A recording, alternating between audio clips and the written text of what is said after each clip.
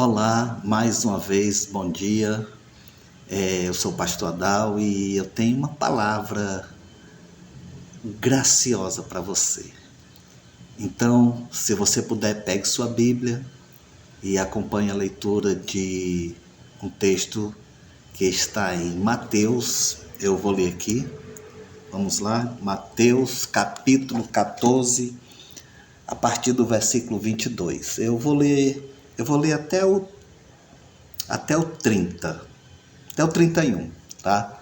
E vai ser pequenininho, mas a leitura vai ser alguns versículos. Vamos lá.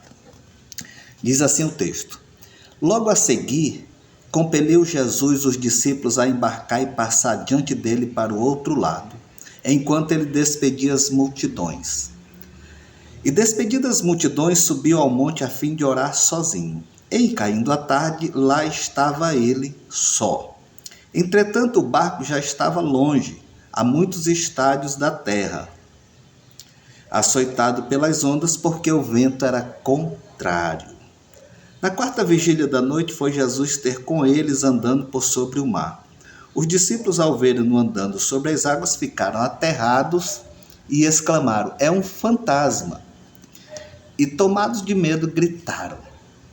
Jesus imediatamente lhe disse: "Tende bom ânimo, sou eu, não temais." Respondendo-lhe Pedro, disse: "Se és tu, Senhor, manda-me ter contigo andando sobre as águas." E ele disse: "Vem." E Pedro, descendo do barco, andou por sobre as águas e foi ter com Jesus. Reparando, porém, na força do vento, teve medo e começou a submergir.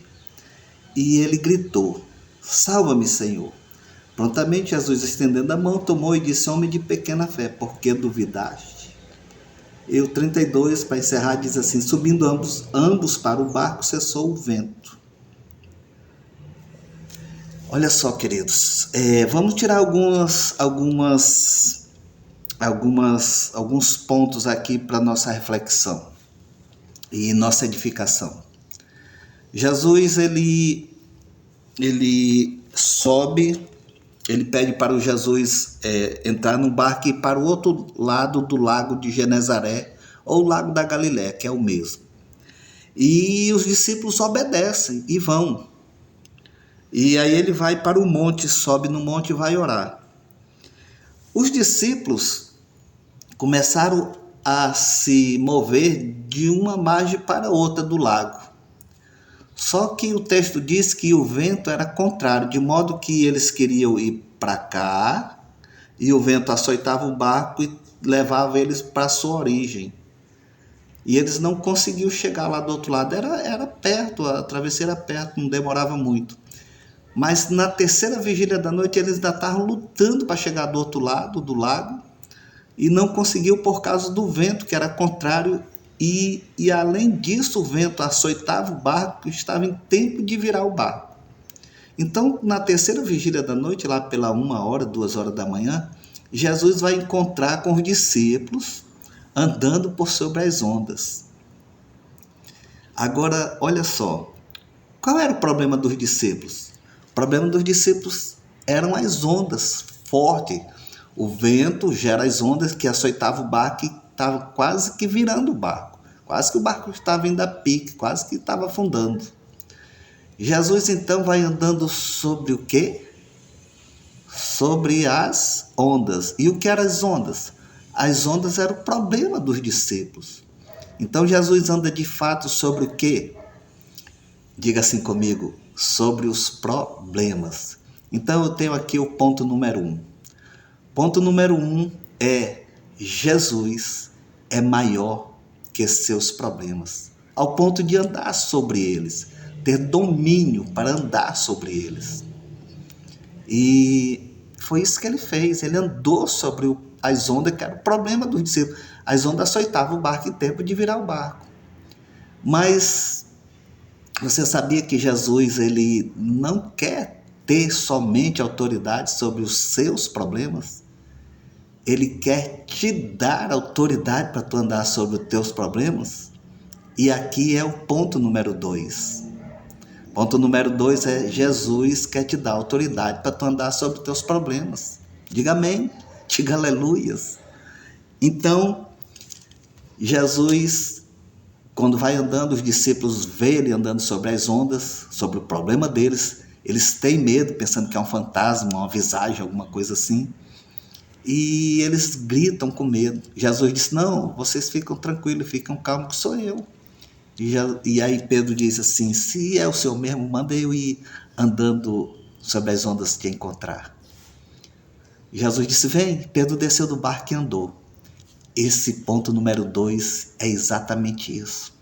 Jesus quer te dar autoridade para tu andar sobre os teus problemas. Ele disse para Pedro ali, Pedro é cada um de nós. Pedro desce, vem. Pedro desceu e andou. Mas o Pedro, quando estava andando, enquanto ele olhava para Cristo, ele andou sobre as águas, ele andou sobre o problema dele. Mas o texto diz, reparando, porém, na força do vento, teve medo e começou a afundar. Aqui nós vamos para o ponto número 3. Nunca olhe para os seus problemas, olhe para Cristo, que Ele é o autor e consumador da nossa fé, da sua fé. Diga amém, diga aleluias. Olha só que maravilha. Não olhe para os problemas. Toda vez que nós miramos para o problema, que nós nos importamos com o problema, eles se tornam maior do que a gente. E a gente sucumbe em meio ao nosso problema, a gente afunda. Por quê? Porque quando a gente dá importância para o problema, ao invés de olhar para Cristo, eles se agigantam e nós afundamos no meio dele. Então, ponto número 3, nunca olhe para os seus problemas. Olhe para Cristo, autor e consumador da tua fé. Amém? Ponto número 1, Jesus, ele é maior que teus problemas. Ponto número 2, Jesus não quer andar sobre teus problemas, ele quer te dar autoridade para que tu ande sobre teus problemas. Ponto número 3, nunca olhe para os seus problemas, olhe para Cristo. E aí você vai ter autoridade sobre os seus problemas, porque Ele te deu essa autoridade. E o ponto número 4, esse é fantástico. Ponto número 4 é, quando Pedro olha para o problema, ele tem medo e começa a afundar. Faltou fé em Pedro? Faltou. Às vezes vai faltar fé em mim, vai faltar fé em você. Isso acontece, nós somos frágeis. Às vezes a incredulidade vem forte. Mas deixa eu te fazer aqui uma pergunta. Faltou fé em Pedro? Sim, faltou. Mas faltou Jesus?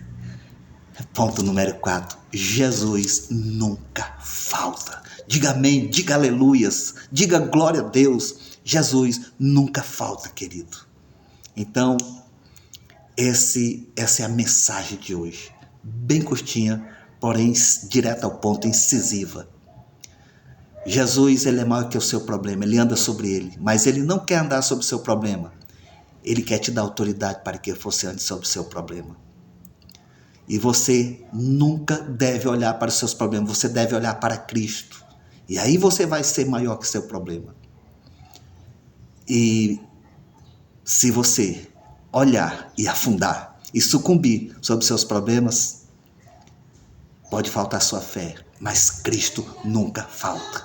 Diga amém, diga aleluias.